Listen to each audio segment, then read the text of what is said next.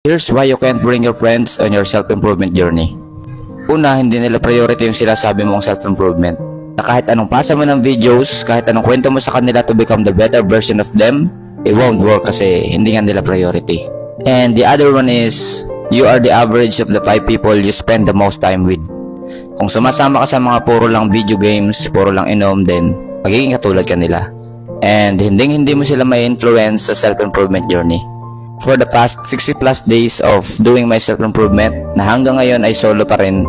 I mean, walang kasama kahit sa pagtakbo. Even sa workmates ko, so I limited myself from telling them about self-improvement. Relate ba?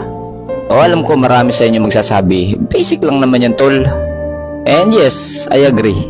But bro, alam nyo naman siguro na mas maraming nabuburnout along the journey dahil solo lang sila sa proseso. So try to become immune during the process and build your own castle first. And that's it for my day 26 of trying to reach 6-figure income and day 7 of the ARC project. I'll see you on the next one. Peace!